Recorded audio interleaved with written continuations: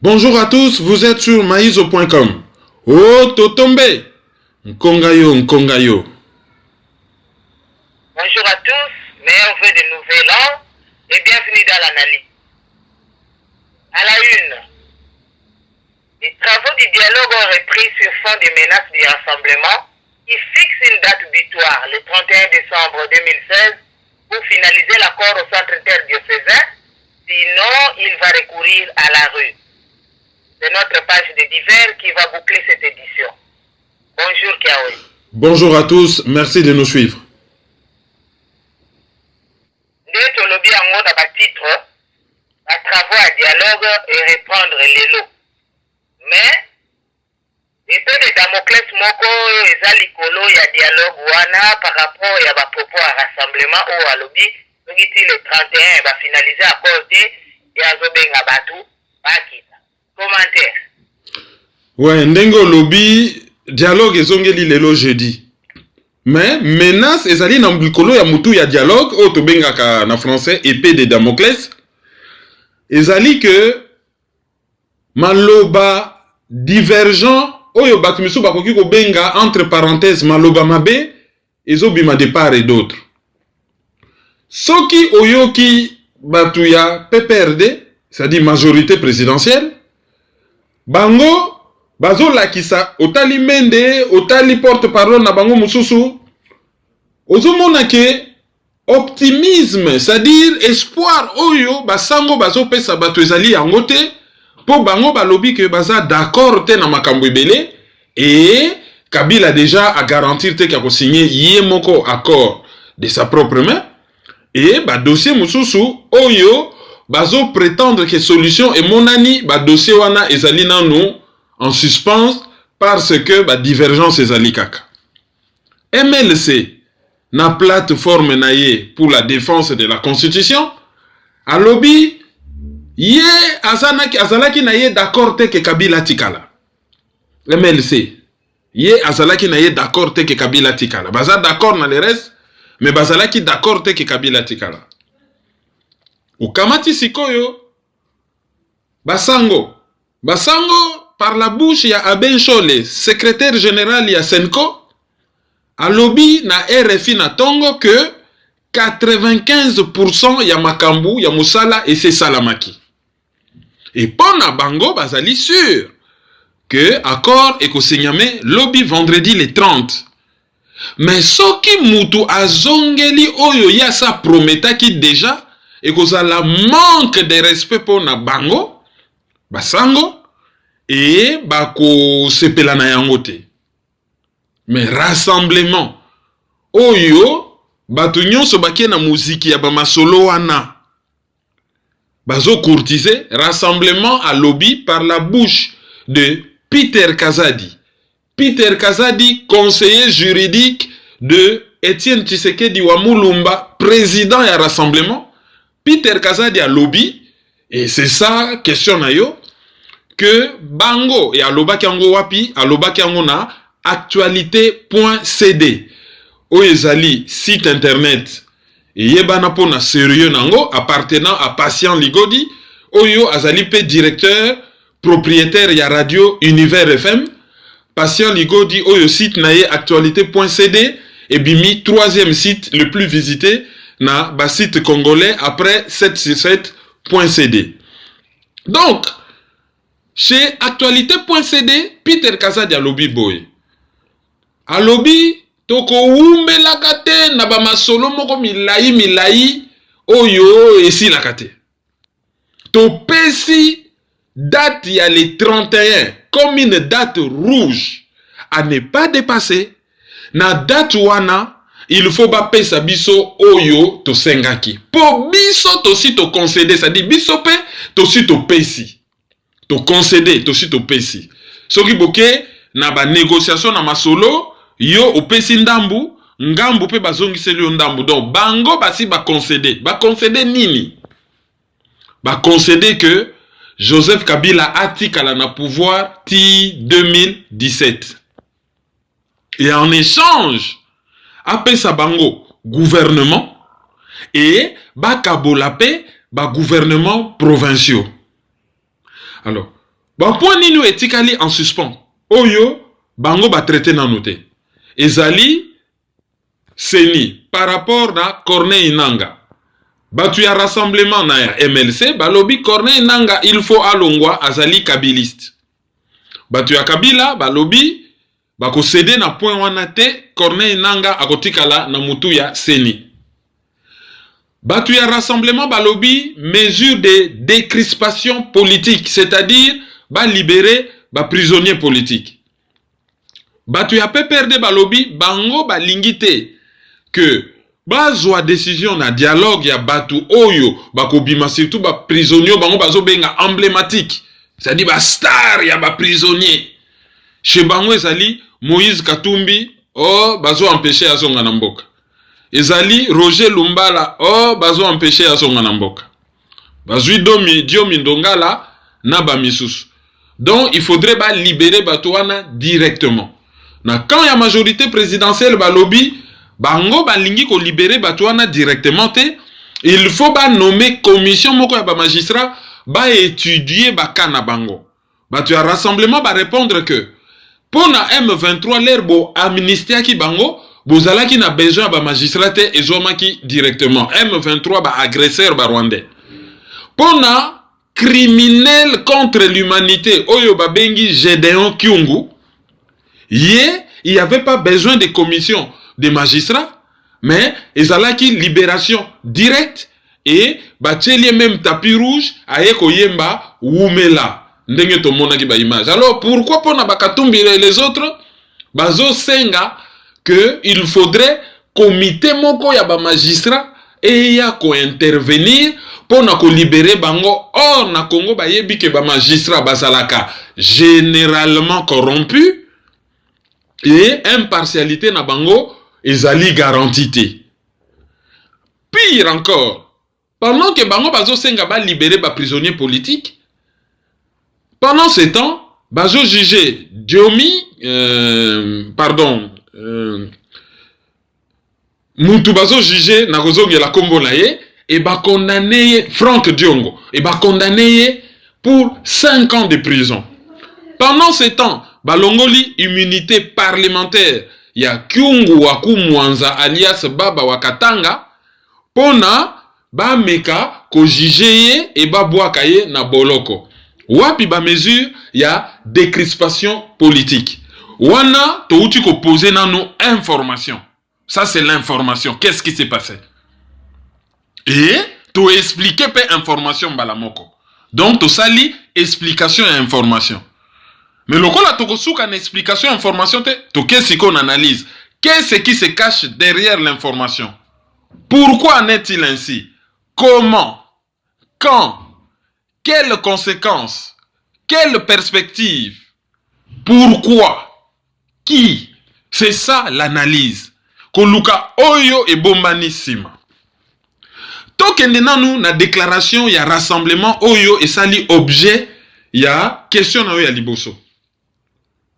Tango Edem Kojo na batu misusu babiso ba oyo ba Patrick Mbeko ba Mufankol Chiyoyo et na batu misusu ba se belé bazalaki koloba que oyo ezo salama na kombo ya dialogue objectif nango ezalité respect à la constitution comme on nous le présente. Mais comme il y a dans biso tozo bundela respect à la constitution. Objectif nango ezali partage ya pouvoir. Yango yebimi na poisa. Et c'est bimaki et rebimi na poisa de la part d'une bouche autorisée.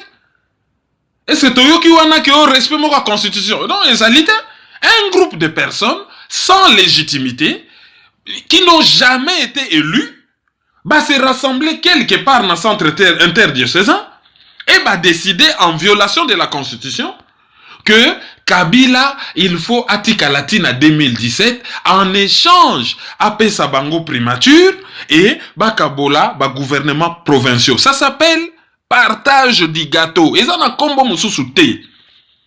Ce qui mutaye bisibiso scientifiquement que eloko wana combo nango respect de la constitution wana penza bakino la musa professeur kitete bakende ko lamusa professeur Djelo, bakende ko luka André de Lobader ou Maurice Duverger, ba lamusa bango, baya ko tangisa biso droit constitutionnel ya sika.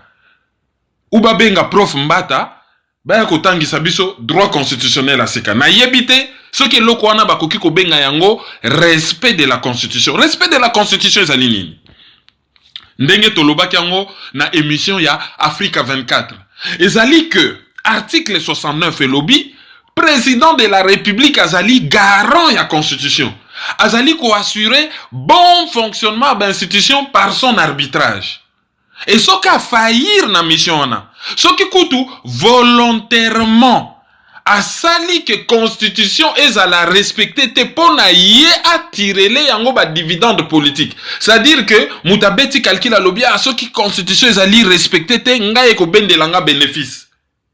Acte wana ba benga kango en droit sur le chef d'un chef de l'État ba benga kayango haute trahison.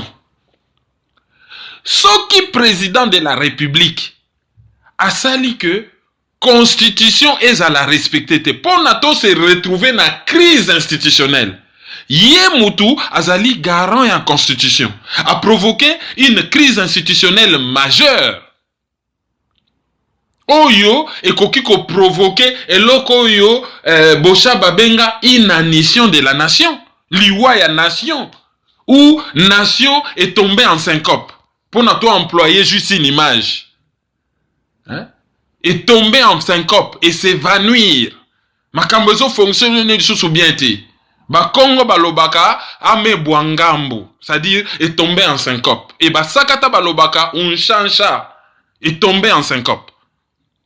Il faudrait ba punir ye parce que a joué rôle na yete. Au lieu ba punir ye, non. Bakei ko fanda, bakomi ko solola na ye, bakomi ko bondela ye, et bakomi ko kende nango na ndenge ya glissement. Glissement oyo ezali anticonstitutionnel. Glissement oyo toyebite ezo tirer légitimité nango wapi et komi lokola prime na une faute politique, prime na violation ya constitution. Oyo nyonso ezo bima, tozwa primature, to salaboy. Ezali ba conséquence ya ba négociation secrète.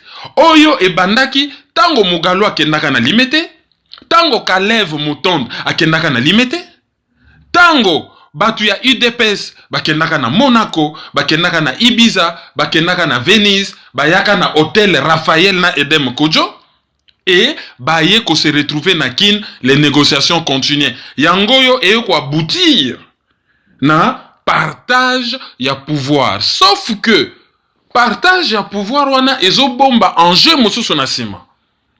Ezali que bango moko balobi yango Peter Kazadi na interview. Alobi enjeu wana bombi yango te. Ezali que tango bango bazui gouvernement, bazali na ba levier pour na organiser ba élection. Ba élection oyo bien entendu en Afrique so bozo organiser yango, ezali te pour na bo perdre. Et que ceux qui va récupérer la moitié ba gouvernement provinciaux ba yebi que na la moitié wana ba privé Kabili na levier moko ya fraude électorale parce que la fraude électorale part aussi de la base. Yango na bo monaki na ba rapport ya Human Rights Watch ou ba document oyo ebimaka epai ya Snowden dernièrement oyo États-Unis a publiaka ba lobby ba élection esalamaki ezalaki na ba menace ya John Numbi na Kalev que mutu nyonso ako voter mutu a PPRD te ba kozwela ba sanction et que ba tchaka ba signe moko caché na ba bulletin de salaire pour ba yeba député na député votaki nini o nyonso ako voter mutu a PPRD te ako mona ma monambwa. Et wane ezali kutu fraude moko grave. D'abord ba élection wane ezali anticonstitutionnel ndenge basala kiango ezali illégal et mode ya scrutin et vote ndenge salamaki na ba menace ndenge wana ezali pas transparent et ezali liberté. Loko ezali transparent ezali liberté, c'est nul et non avenu.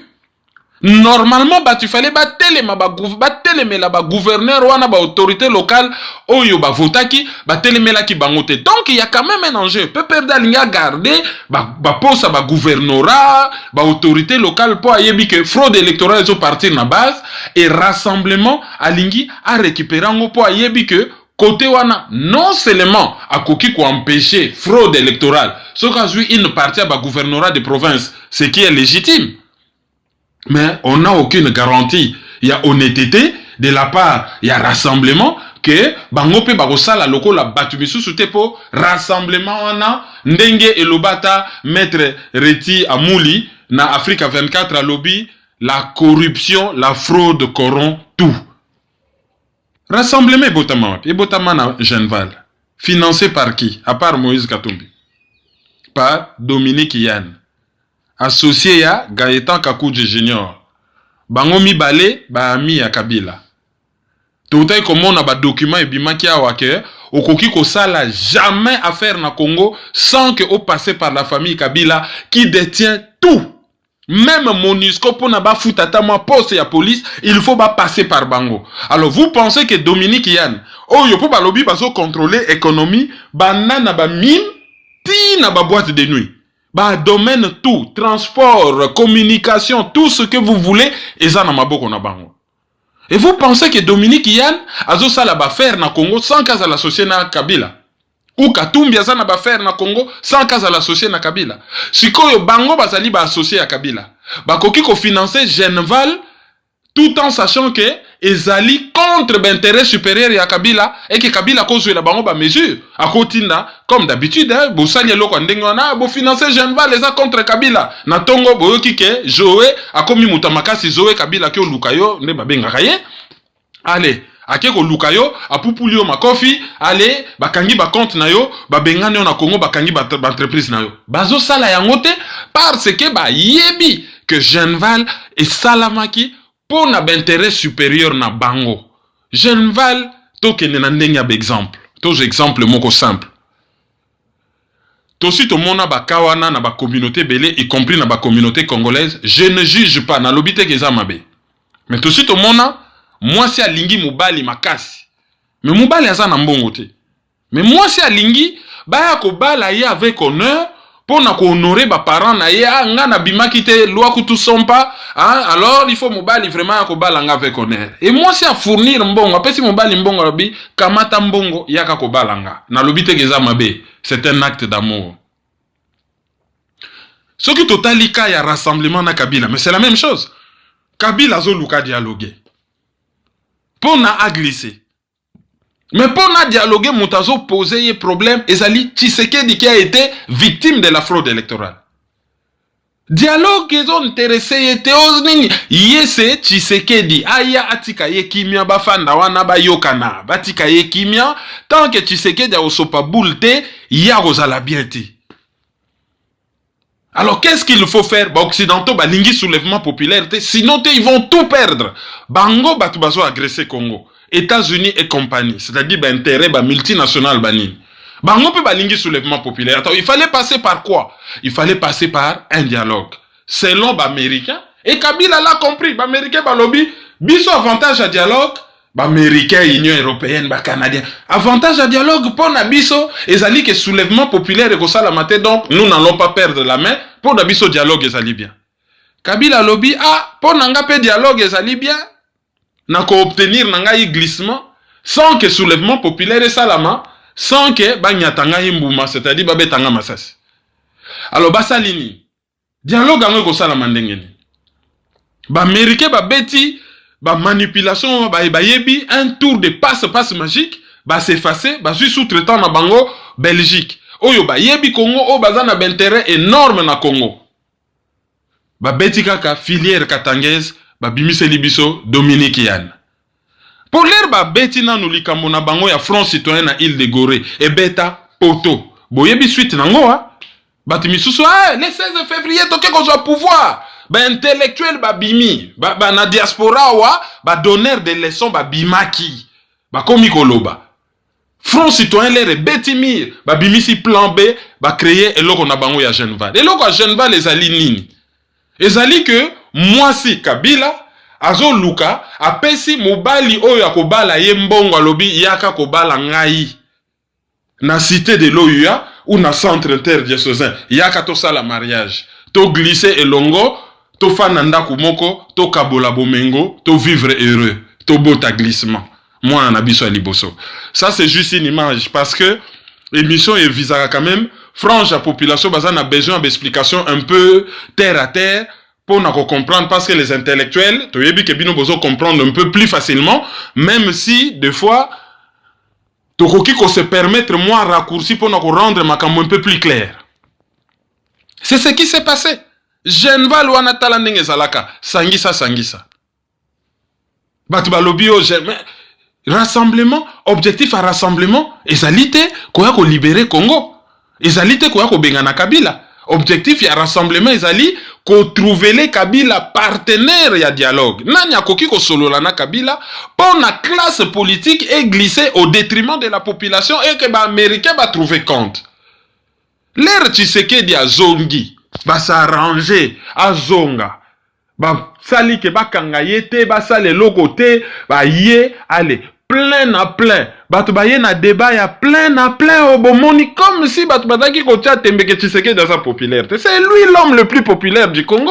Ce qui Moutawanga Nyango, il est malhonnête, intellectuellement malhonnête. Mais le débat n'était pas Tshisekedi dans sa populaire ou pas. Le débat c'était que fait Tshisekedi de sa popularité au service du Congo? Popularité wana ezo memani au service du Congo. Il avait le pouvoir en main ce jour-là. Soka lobaika liloba moko. Toute cette population qui est à Kinshasa, on ne parlerait plus de Kabila.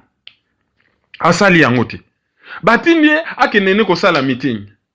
Meeting wana carton rouge. Mais en réalité, bakena bango kondima ke Kabila avait un mandat qui s'est terminé le 19 pose la mandat na yesi là. Autrement dit, Tshisekedi a longwe déjà na posture ya mutu, oyo azalaki victime ya fraude électorale, oyo pas prêta ki serment, a andimi que Kabila sa président mais ti le 19 et que bakope ça y est, carton rouge, carton jaune, histoire to yebi ndenge leka, batu bakufa sans résultat bakufa te, boma batu. Parce que ceux qui muta manifesté ngi ko lobate ke fa kufa. Batu boma batu. Et loko moko esalamate tito komi le 19 et loko esalamite ba ke na bango masolo parce que un troisième larron kamere na ambition na ye et na ba ambiguïté na ye. Ambiguïté ça dit moto ba monaka clarté. Boye ba na français qu'on sort de ces ambiguïtés cassé dépend. Soko zali ambigi mukolo oluko koma clair yo mto zali perdant. L'air caméra bimi na ambiguïté akomi oyo biso tozalaki koloba banda kala tango balobaka na biso ke la haine yo zali na la haine ya bato Kivu yo finga ka bata Kivu ke bazali ba Rwandais or ngana tikala jamais koloba ke caméra za Rwandais na lobi kaka a expliqué batu ndenge nini atanga na prénom na ye pendant que c'était interdit par la loi. Natikala, beti nansela mukusi. Olobi osa Rwandais non. Il fallait banana qu'on réponde à la question après biso to continuer raisonnement na biso. Akei abimi troisième larron a faussé bango ba calcul. Donc les baké na cité de l'OUA a faussé bango ba calcul, Sami Badi Banga abimi premier ministre. Ba brouiller zo bima. Po ezana ba mail na bango misus batinda naki oye kweya chez biso. Tozo bimisango kutute tout simplement parce que bon ba mail privé ya bateza na kati c'est pas bon. Banama solo yo yagobeta bale derrière le dos du peuple congolais bandakala il y a des documents compromettants l'air bakomi kuna même MLC a quelque découvrir selon certaines sources nakati ya MLC a quelque découvrir que il y avait même une proposition na dialogue nani falabi ma premier ministre il y avait 3 noms dont le nom de Félix Tshisekedi et de Sami Badibanga. Allez Kabila l'air a moni que soka tche badi banga ndenge makambo glissé qui est bien te et ko déranger rassemblement allez à se servir kaka na fimbo bango moko ba pesi fimbo abeta bango asuka fimbo bango moko ba pesa ki abeti bango yango ekomeli bango problème ce que ekomi badi banga fa longwa ba remplacer par mutu mususu mais les ba ko remplacer par mutu mususu les romains vont s'empoigner ba ko wele la grave parce que qu'est-ce qu'il y a comme problème. Bazo senga Kabila mesure de décrispation politique. Pendant ce temps, il y a la immunité parlementaire ya Kyungu. Et nous koloba que soki Kabila kangi Kyungu et que bato rassemblement va continuer pour parler sans que ba réclamer sortie à Kyungu et que ça la neti que ba abandonner quand il y a Katumbi ba abandonner G7 ba abandonner Katumbi na G7 pour na bango bazwa pouvoir et ekoyinde la G7 na ba partenaire mususu notamment UDPS na kata plateforme oyo ba bengi rassemblement ou rasop et ekozala un motif ya conflit entre bango. Donc Kabila azo beta calcul wana et azo anticiper azo zwa makambo. Botala mutu oyo bakangi Franck Diongo soko tali ba propos na yazala ka proche na Katumbi. Botala mutu bakangi. Et botala pe ba arrestation ngo ba incohérence. Batuya garde républicaine ba lati tennis civil ba ke kokanga Franck Diongo. Mais bango batu bazali ba professionnel. Franck Diongo azali député. Résidence na ye eyebana. Olieba kende kaka directement bake kotuna ba jeune gens na quartier, bazako beta bale bake otuna bango ndako Franck Diongo eza wapi? Allez, ba jeune gens on a soki ndeni ba yebaki, batu balati ba civil, mais ba yebaki ba maîtriser bango. Bango na ba revolver ba civil, bazala bas pour garde républicaine. Bozali armé et bozali entraîné. Bazala maîtrisé par des jeunes de quartier, ça ne tient pas la route. Et bazo kende me ba yebinda ko bakotinda bango te mission kaka bokendo lukadresse bako ya ko sala ba repérage. Mais soko komi ko raisonner sur ba incohérence à masolo misu sezo betama obimindoki. Ate yo sa motema mabe ande kwazoki yo folela. Oui, soki nde kwazoki tozo lela. Mais cela n'empêche pas que tous à la vigilant. Tozo ba yumate. Tout comme likambo soki a Gloria Totali li solo, beaucoup d'incohérences. Mais soko bimisi ba incohérence wana obimindoki. Patrick Mbeko alobaka na bino lobi. Ba jeunes gens wana ya Lushana Filimbi, ils sont de bonne foi. Ils aiment leur pays.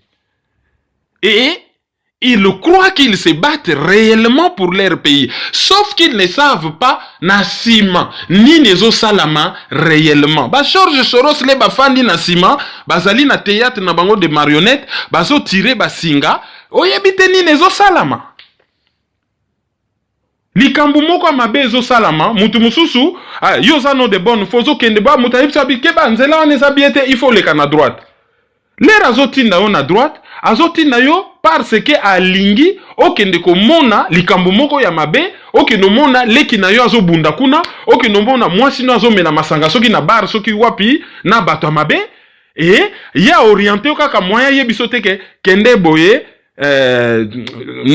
ennemi nanga moko azalaka kuna na moni azomela masanga na mwasi na yo, il faut que ndokuta yebo bunda. Manipulé kaka na ndenga propre yebiso kaka te kokende boye te kuna nzela eza bien te transport eza te bitumba bambwa kokende te yo zwa nzela ya boye abo mani na ye espoir nini ezali nzelo azotinda yo okende kokutana na mutu azomela masanga na mwasi na yo mutu akimisi mwana na yo na classe ya mineur pona melisa ye masanga ezali ya mobali to ya mwasi a orienté yo vers kuna.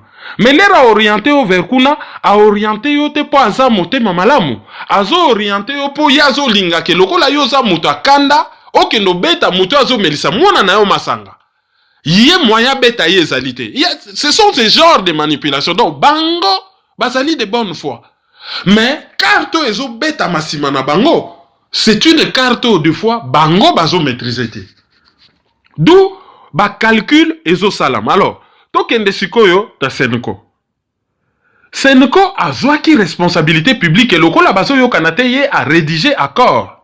Et a pesi bango ba signer.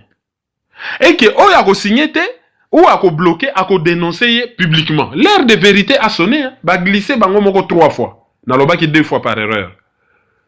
Mboke zozika, ba kokai kotika 2 personnes, hein, soki dialogue waneza ya malonga. Ah, mutu moko tika la, continue biso toke non mbandaka, non? Bake mbandaka, bake Rome, bake Noël, tout doit tourner autour d'eux. Aussi longtemps qu'il y a des priorités. Sikoyo, bango bazoloba, eloko mususu, majorité présidentielle azoloba, eloko mususu, rassemblement azoloba, eloko mususu, et MLC hypocritement, ah non, biso tondima ki Kabila glissé te, mais le fait que bofani na réunion wana, bondima ki Kabila glissé te, mais bozo accompagner glissement, à côté il y a rassemblement, donc il faut assumer. Quoi qu'on constate, ah non, biso tondima ki te, oui, mais bozali wana, et vous assumez. Rassemblement, et a quitté Pona et a chasser Kabila. Rassemblement, elingi, et récupérer pouvoir, et que Makambo, et continuer comme avant. Rassemblement, et Zafokop. MLC, créé en Ouganda par Museveni, n'a pas objectif surtout Yebi. MLC, un des plus grands producteurs yaba traître. Na Congo, Azana Yewana, on ne peut rien attendre de bon du MLC. Majorité présidentielle, ce que Zalaka en France, on a un parti vichiste. Oyo et collaborer n'a pas occupant. On ne peut rien attendre de bon de cela. Vatican. Oyo, il fallait que ça là du côté de l'opprimé. Vatican, azobetanaye double carte. Sur le plan local, bazo ça la mission de bons offices, mais ce qu'on tali na table, on a drapeau ya Vatican. Qui dit Vatican, qui est un État, Vatican, considéré comme un État occidental, allez, ben intérêt à Vatican, ils allaient adosser na intérêt aux États-Unis. Donc, bah, Karta qui kojo, oh, bah, considéra qui Kabilis, non, on n'est même pas pour lui, hein, et même sur bah, Karta qui c'est une bonne chose. Mais, bah, remplacé par Nani? Par le Vatican, qui bosse pour qui? Pour les États-Unis. États-Unis, oh, y'a Lingui, soulèvement populaire, mais à Lingui, dialogue. Soulèvement populaire ou révolution, hein. Pour ça, bah, le soulèvement populaire, bah, tu me sous qui a monté à côté, mais bah, lobby, on banda mutacha vocabulaire, on a un dictionnaire. Toloba, révolution. Ou mobilisation générale d'Enge Félix Tshisekedi Alobaka. Et voilà, on n'est pas sorti de l'ornière. Tozo tourné en rond. Toza lelo vendredi, total à samedi, ni nego salam. Ndeka balobaka en anglais, wait and see. Alors, to kende toujours na makambo etali dialogue. Par rapport na ndenge rassemblement lobike, soki ba signé lobby soki ba signé accord oyo na les 30 ou les 31 na les 30 les 31 décembre ba kotia batu na barabara. Et c'est une façon de dire que ba zui peuple en otage lokole bonga na bango pona ba servir l'intérêt na bango, ou bien c'est une façon de dire que biso to bunda pona peuple soki simbité comme ça to zongi ça ba le pas peuple.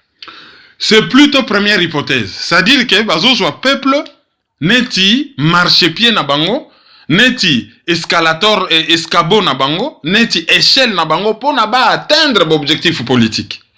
L'air basala makambo katimini, là il ne s'agit pas du peuple.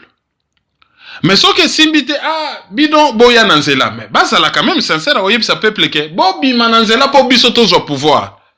Mais bako sa ka peuple était que boya nanzela po na respect à constitution. Ça c'est faux. Ou boya nanzela po bisoto ki notika memo na seni, tout en sachant que seni au place bazo ki notika memo, ezali dirigé par Corneille Nanga, oyo bango bazo benga kabiliste. Bakoki kolobate ke peuple yaka to ki notika memo, bango moko ba parti politique wana bazali na kati ya composition paritaire ya seni, bakoki kotika document wana sans recourir à la population. Et tango batu bakufaka, résultat ezalaka nini? Ba indemnisaka ba famille wana, ba déposaka plainte, batiaka état pression que fond moko boya état ezala consacré na ba victime, fond on ezala kate. Il suffit qu'à Menda Lobakeo, ils ont été tués par des vigiles parce que bazala ki ko saccagé. Allez, ba bomi bango. Na Congo ba vigile bazala ka armé. Ce qui en France koutou vigile aza armé te. Na Congo vigile aza armé. Depuis quand? Donc bazali ko se servir na population comme d'un escabeau pour na ko atteindre ba objectif politique. Et ça sur le plan politique, ce n'est pas honnête. Ensuite, on a poto, batu bazo appuyer bango. Tozo reprocher les bango que classe politique ya Congo ezali classe politique ya Libomo. Mutu na opposition, mutu na pouvoir, Liboumou, il faut étonda. Donc, mutu na pouvoir, Liboumou na manjoa. Ba misusu, mutu na opposition, Liboumou na kingakati, donc na manjoa. Mais bato apoto, raisonnement commune, combien ate bisoto umeli, ate bisoto lembi komba, nga na bosa la retraite awate. Calcule combien rassemblement, bako zo gouvernement, bako kabola ba gouvernement provinciaux et bako kabola pe ba entreprise de l'État. Il y a à peu près ce que to lobito landa ba poste ndenge ko se créer ata 3000 postes hein. Ba tebele na pota wa calcule combien na Congo. Toza kunate ba Rwandais ba sala na bango wana ba Ougandais ba coloniser biso même sous esclavage biso tozali prêt à manger même dans la boue. Pourvu que rassemblement a même biso na COP rassemblement ototombe tokende kolia. Même biso tokende kolia rassemblement to soit pas pouvoir alors. Ça ne sert à rien de fois. Batouana ba reprochaka classe politique ne pense qu'à leur ventre. Ba te belé ba comme il a raison, to lembi combat, ngana go sala retraite na potote, Jésus poussana, autant mieux rassemblement ba kabolaka ka pouvoir na la moitié ba poso ne ko se dégager, hein? Mutu musu safani ne alobi nako bimananga pe commissaire des zones na ngandajika. Nako bimananga commissaire des zones na mushi. Ou na bwende. Moi, entreprise, on a ma baille à Forescom, Nanyoki. Bon, il y a une entreprise à Mounene, bah, canadien. Ceux qui vraiment, ils ont la cata para étatique, côté, on a un coach à mon espoir. C'est comme ça que les gens commencent à réfléchir au détriment du pays. Et genre, il y a raisonnement, ce n'est pas honnête. Batu faut bazala na mutu na bango quand ils posent des actes, les intérêts, mais supérieurs du pays, et aucune autre considération. Après, sikoyo, aujourd'hui, déjà, basi bapé ça qui bango, comité, y a suivi des accords. Mais bango basenga ke zala, une espèce de commission nationale de la transition, zala, une espèce de parlement. Banga qui va englober les sous-batebele, et qui base zala na influence sur les élections à venir, mais à la place, balobi non, c'est juste un comité de suivi des accords et qu'on a dirigé par Tshisekedi et secondé par Madame Eve Bazaïba Oya Kozala Djouanae. Et Peter Kazadi dans l'interview a précisé que Bangi Bazoua gouvernement pour organiser l'élection. Alors la grande question, Mbongo et Kouta Wapi. Ce qui est partenaire extérieur Bapé Simbongo. Il faut Bapé Sambongo que certaines conditions à la réunir. Ce qui a continué pour Lelo na Beni, on a égorgé 5 personnes dans le village Moka côté Erengeti et 15 personnes disparues. Même RFI comme Koloba, les soi-disant ADF nalo. Employés qui m'ont les soi-disant, ou ceux qu'on considère comme étant. Mais bon, c'est l'équivalent des les soi-disant. Donc, on dit même pas que ça va ADF nalo. Pour force au gouvernement, ils ont déployé na kin, pour na ko mater population, pour na ko laksa bachar. Muntu na bemeta kufaka na char te char et tiraka musika. Pourquoi pas kotinda bachar wana na beni? Pourquoi pas kocha sécurité standard ya sécurité au bache na kin? Pourquoi pas kocha mona beni? Pourquoi ka na kin? Batu baso continuer kokufa. Bango bakanisi ke soki guerre ye lisusu makasi état d'urgence chami. Bango bakokoka ko organiser l'élection. Na budget ya mukende ngwana. Bakanisi ke Kabila kotike la bango kaka ba organiser l'élection. Pourtant, on va rejoindre le gouvernement, ezalina ba ministère ezalaka toujours domaine ya coopération entre président de la République et premier ministre. Intérieur, défense, affaires étrangères. Akocha nani na affaires étrangères, akocha nani na intérieur, akocha nani na défense. Et sort ya armée, na ya police et kozala nini. Po bango bando yo que la ka patron na bango Kabila. Bakoki ko créer situation moko tellement trouble que l'organisation comme ça, l'élection comme ça la maté. Est-ce que rassemblement azali sûreté que soka yewana yepa ko glisser bambula na bambula en prétendant que ça faute na ngaité, bazo tchanga ba bâton dans les roues, moyen tena avancer pour bazo obliger ngana glisser. Ça ce sont des questions qu'on doit se poser. Il y a aucune garantie. Kabila oya respecta constitution te, oya prêta serment. Oyo ezo pesaye soi-disant pouvoir. Est-ce qu'il a respecté simple papier ou il a signé dans le centre interdiocésain? Ça aussi, c'est une question. Il y a une que demande le peuple.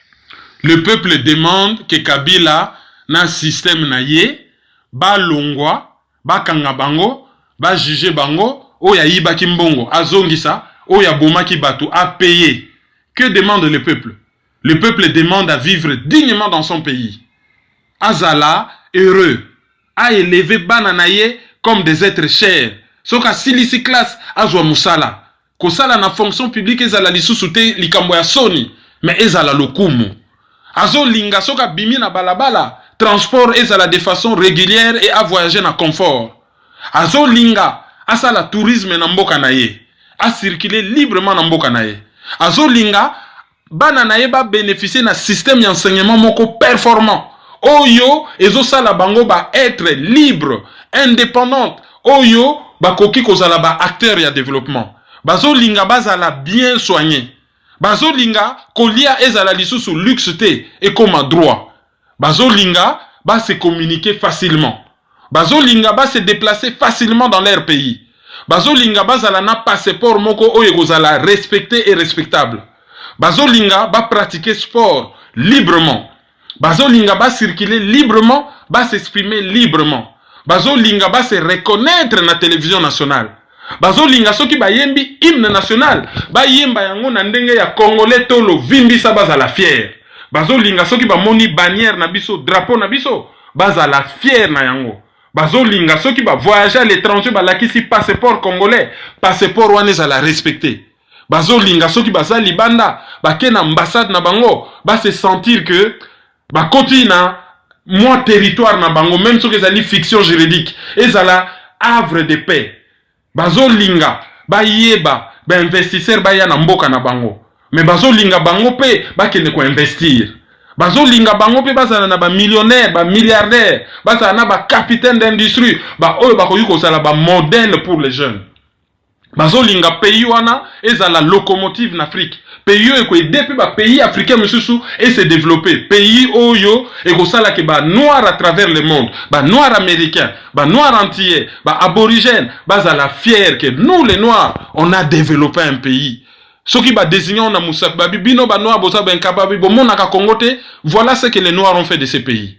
Voilà ce que les Congolais veulent. Les Congolais ne veulent pas d'une classe politique corrompue, oyezali wana kaka contre population, oyezali wana kaka dans l'entre-soi pour na ba intérêt moko oyo eza na rapport moko te na ba intérêt ya peuple congolais. Peuple congolais a lingi changement radical dans le sens positif du terme. Donc, na page na biso ba divers dossier oyo ya dialogue ndenge ezokende na centre terre diocésain apparemment batu ebele baza na besoin limbolela bango makambo ndenge nini ezoleka dossier ya senko ndenge nini ya kokota na badroit na bango ya makambo ya lingomba oyo babengaka droit canon eske epesi bango responsabilité ya kosala oyo bazosala ou bien eza ndenge nini limbolela biso epe. Une partie à réponse et pesami na ba propos na uti ko tenir. Na lobby tango dialogue ya cité de l'OUA. Ici li et que Kabila comprendre que a ko obtenir oya linga ki ko obtenir te vi ba pression ya ba camarade na ye ya lobby bato ba chaka ye na pouvoir. Oyo pour raison X et Y balingi ba remplacer ye na mutu na ye mosusu. Il fallait à ça la dialogue ya mibale a bengi Senko ah non bon moyen zalité na batu ya rassemblement na tokutana ozala kinzonzi na libala na biso.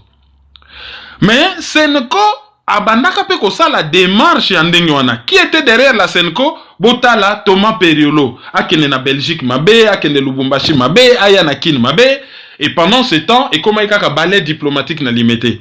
Bazo ki no tcha Tshisekedi pression allez ba fanatique bazo beta maboko.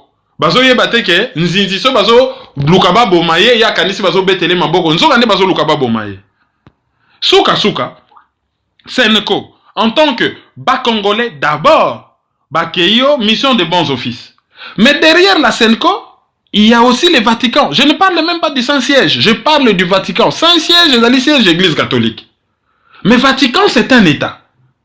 Je ne parle même pas du Vatican. Oyo, ben intérêt naie, comportement naie, ezali adossé na ba grande démocratie occidentale, c'est-à-dire na ba intérêt occidentaux, autrement dit à États-Unis. L'air Senko aye, a komi ko sala likambo wana. Soki mboka eza occupé, on libère les pays. Bango ba ye bien. Ba ka ko sala glissement te. Oyo Senko azo sala ezali lou. A koti na kati ya bergerie, azoli ya ba meme. Et bango olie baya na mbua baya na bambua babelela ye ba chama kelele lua bima na bergerie bango balobi non malembe totike la luli susu mwa mikolo mais soki batike li luli susu mwa mikolo ako continuer ko boma bampate belé ako continuer ko boma ba meme belé c'est ce que oyo bango bazosala tala ndenge population esilika ki na okaki lelo na RFI sango moko confirmer que basakajaki des églises. Batole ba saccager l'église o eza ya bango autant mieux kutu ba ke mesi ya dimanche ba protester soit liboso église ba protester pona ko lakisa ba épiscopo ba sango ba nganga nzambe ke tozo sepelate na oyo bozo sala situation na biso komi catastrophique bokoki ko sala autrement Mais sikoyo ba église ekomi ko subir. Alors, l'air bango baye ba koti likambwana. To rappeler kaka berero oyo église catholique esalaka. Batu bayeli biso masolo ya ba droit canon pour na ko justifier l'injustifiable. Mutu nyonso asala betude ya droit. Surtout soko komi na niveau master. To yekolaka na cours moko ba benga kango ba grand système juridique contemporain. Kourouana, toyekolaka d'abord principalement les deux grandes familles juridiques. Famille Aliboso Zali, famille romano-germanique. Ou babenga ango la famille du droit allemand. Oyo biso, ba allemand, ba français, ba belge, ba congolais, Afrique mobimba, toza na kati ya famille wana. Et priorité na biso ezalaka, totiaka priorité mingi na loi, na code civil, toujours mibeko elobi boye, kosala boyete. Deuxième famille ezali, famille au babengaka common law pour na ba pays anglo-saxon ebele. Grande-Bretagne, États-Unis, Australie, Afrique du Sud, Nigeria. Bango batiaka aspect pratique ezali ebele, aspect koluka solution. Bazali très pragmatique, ba lukaka ba solution, bazali réaliste. Mais à part ba famille wana, ceux qui bossent aujourd'hui les deux familles après, prof généralement ba pesaka droit islamique. Oyo ba pays belé oyo bazali ba pays ya sharia ezalingi kolobani. Après siko prof atuni bino bolingini na kana biso par exemple ba pesa biso droit russe, droit japonais, droit indien na droit brésilien. Bien entendu droit canon ezalaka toujours wana. Boyebi un peu ba principe généraux nango. Likambo ezo le kana senko, il y a aucun rapport na ngaloba ya makasi na droit canon ndenge ba faire croire bino. Senko ezali organisation oyo sur le plan fédéral na chaque mboka bazali na conférence épiscopale nationale na bango oyo abiso ezali Senko sur le plan fédéral soki ezwi ba décision et lakisi orientation chaque paroisse ezo appliquango na niveau na bango. Alors Senko l'ère abbé Malumalu a commis président ya CEI, Commission électorale indépendante, oye komaka seni. Akomaka kuna en tant que abbé Malumalu. Akomaki kuna en tant que monsieur Malumalu ou citoyen Malumalu. Akomaki kuna en tant que abbé Malumalu. Soki ba action ya abbé Malumalu et komaki na ba conséquences négatives sur l'église catholique. Abbé Malumalu azali ko dépendre na archevêque na yeto na évêque na ye o ezali Melchisedek Sikuli. Oyo azali membre ya Senko. Senko azali na ba levier. C'est-à-dire, na kata Senko, ezan eloko moko ba benga kango, je crois, conférence des évêques. Ba benga kango plutôt conseil permanent. Na kata conseil permanent na, je crois que mon condition fait erreur de ma part, ezali vice-président ya Senko. Alors, ezan na ba commission. Kuna na kati bazwaka nani vice-président ya Senko et puis ba commission eza na commission moko ba bengi justice et paix soki ba moni ke comportement ya sango moko boy et komi ko déranger mais bako benga évêque na ye ba fandise ba lobi bon comportement ya mutu na yo et komi ko déranger ta la décision tozui mutu wana il faut appliquer yango est-ce que Senko asalaki yango par rapport na Sikuli soki ba lobi non wana etali bango te etali évêque na ye alors soki bazo koka Monseigneur Melchisedek te, bazo kokayete. Bakwa koka Kabila nde mutu makasi, ba ko convaincre Kabila soki Melchisedek Sikuli bakoka kiyete. Ensuite, ndenge nini Malumalu akomaki wana. Soki totali Concile Vatican II. Concile Vatican II eyaka ko renverser pyramide ya pouvoir na kati ya église catholique. Et lobi le sommet doit être au service de la base et non cléricaliser la gestion de la cité. C'est-à-dire, gestion à makambu ya bamboka, il ne faut pas que basango bazo le premier au sango président au sango premier ministre, non. Sommet, ça dit basango, il faut bazala au service de la base. Bala ki sa base, ndenge nini bakoki ko diriger cité. Yango na kutu na place à Malumalu. Ezalaki papa moko azalaka ministre ya Mobutu, papa Botolo. Yende mutazalaka président ya eloko babengaka la famille chrétienne. Donc, pour bango bazali ko privilégier ba laïque. C'est-à-dire ko aider ba laïque. On monaka le 16 février ba laïque, ba organisaka ba événement et le 16 février au nom de l'église catholique. C'est yé mutangaka bima. ba violer concile Vatican II. Malumalu abimi. Bat balobio non, makamba malumalu batango l'église te. Mais makambu ya pédophilie o ezo régner l'église. Et ça li comportement privé ya basango. Pourquoi les États-Unis église est comme une faillite? Pourquoi c'est l'église qui paye les amendes, ce qui li kambozali privé? Pourquoi Monseigneur Barbarin, archevêque à Lyon, yé ba mema ki na tribunal ba kende ko juger ke akanga kimiso? Est-ce que yé azaki ko kende na ba couvent, allez, ayebisi sango tombola sultane violer mona muke? Pourquoi bazo landela yé comportement privé ya basango? Parce que ces comportements privés ezali na conséquence l'église parce que bazali ba membre de l'église. On ne peut pas venir prétendre que makambu ya malumalu etala ki église te. Bazali na ba levier na kati ya senko ya ko sanctionner et ça l'a quitté. Et puis que dire dans le fait que église tango et continue na makambu etali gestion en cité ndenge zalaki na kaya malumalu a community juge parti en violation au concile Vatican II. Oyo vraiment ezalaki ko pousser laïka engagé. Balobi ale bino ba laïka engagé na kati église boka mata pouvoir. Biso sommet église to ko pesa bino expertise. To ko rappeler bino population alingi nini. Nzambe alobi nini. Ndenge ni ko diriger mboka. Ndenge ni ko zala honnête. Tozali donc sommet faut aloko la lumière. Ba laïki ba su pouvoir et sommet azali juste lumière ko rappeler bango l'intérêt général. Bango moko ba kei ba se mouiller. Les lois bat bango comment kende ko yeko la droit canon. Mais de quel droit canon on doit apprendre makambo zali simple comme bonjour. Makambo zali simple ba kende ko tanga concile Vatican II. Donc c'est nko akoki ko lobate ke makambo oyo par exemple malumalo asalaki etali bango te. Alors lokola bakoka ki Melchizedek sikulité bako ko kokande Kabila oyo azali mutu makasi 40 fois koleka Monseigneur Melchizedek bako ko kokande ye. Ah mais sikoyo ba se mouiller. L'air ba se mouiller. Ce qui simbi tant mieux. Mais ce qui simbi te ba se compromettre, ba se salir. Ba se compromettre, ba se salir. Et population comme de plus en plus éveillée, ezali eloko moko ezo déranger oyo ezo choqué et les dire ezali ko fin église catholique, c'est juste réfléchir. Ce qui malamu ezali tolobi, ce qui mabe ezali pe tolobi. Donc église catholique a continué à terrain moko très glissant. Il fallait plutôt bazala bateau ya théologie à libération pour nous libérer mboka au lieu que bazala kaka ba éternel remplacement à l'état ba rendez-vous manqué église catholique bat ba bosanatea. Ah to chaki ba observateur na ba bureau tout l'air bat ba komi ko luka fraude salama kiboya na ba résultat wana église catholique asimba ba résultat bimisate abimisate. Et d'où vient cette impression que bazo caresser Kabila dans le sens du poil? Oyo cardinal Monsengo Lobaka na ba manifestation oyo esalamaka le 16 février au Bususu pa oyo ya n'époque ya Mobutu mais oyo yaka ko salama ba kena ko beta batu ba jeune boyebi ba député musu bazo tambola na ba poto bazalaka ba responsable ba milice ba jeune ba côté là batu na Saint Félix na Saint Gabriel na Saint Joseph ba tabasa batu ba sportif ba tabasa batu.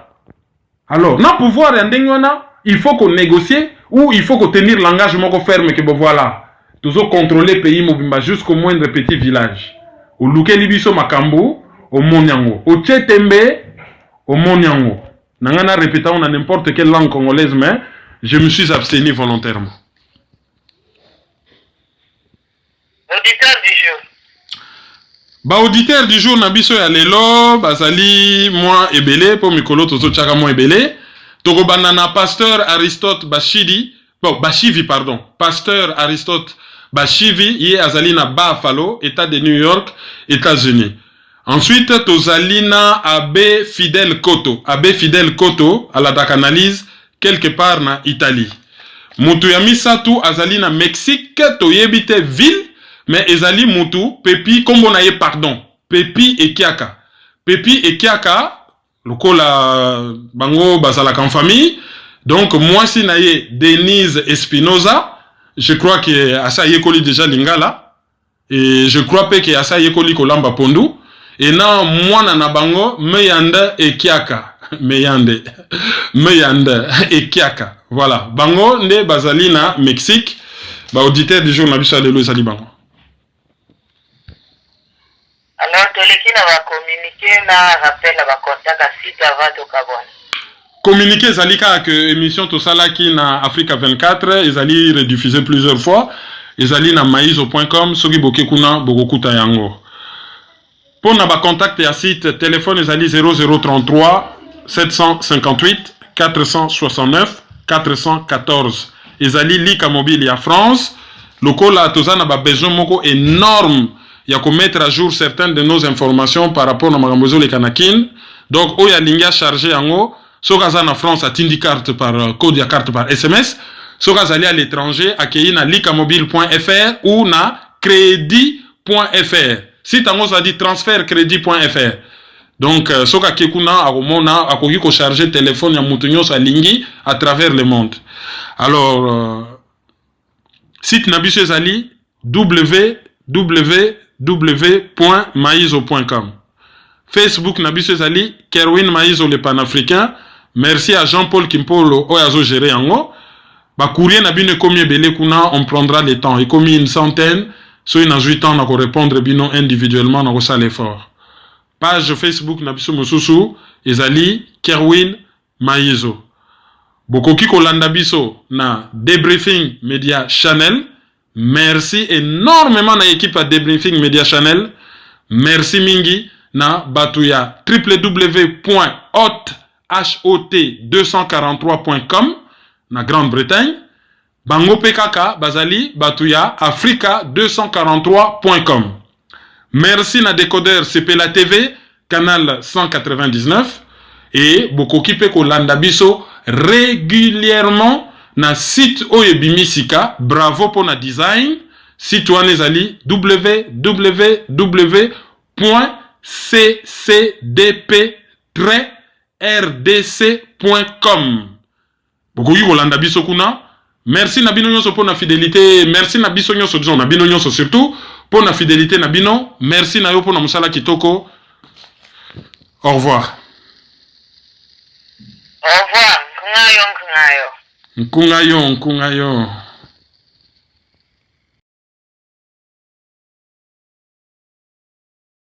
Bonjour, Nabino Nyonso, vous avez Stéphanie Larose. Lelo na libino vraiment nouvellement quoi bien hâte qu'on a période de la fête, ma bonne année. Nabi quand nous préparer na peu ce cadeau ni na peu sa maman cadeau ni papa ni cadeau ni.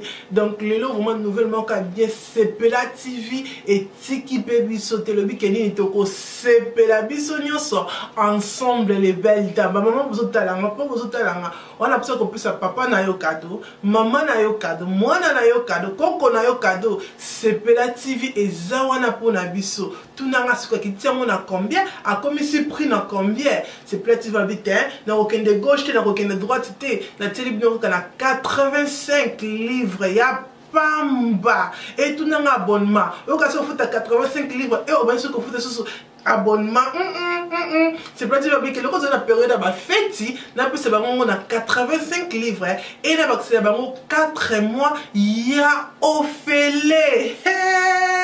Babi 4 mois ya offélé ailleurs Kolanda politique. Ah, on a kata CPLA TV, sport. Ah, on a kata CPLA TV, théâtre. Ah, on a kata CPLA TV, bébé va de la inga. On tika de baba na calme. Ah, on a kata CPLA TV. Dans CPLA TV, il y a des nouvelles. Oh, il y a bien donc maman, sombela papa, papa pe, sombela maman pour la bisougne to CPLA. Merci.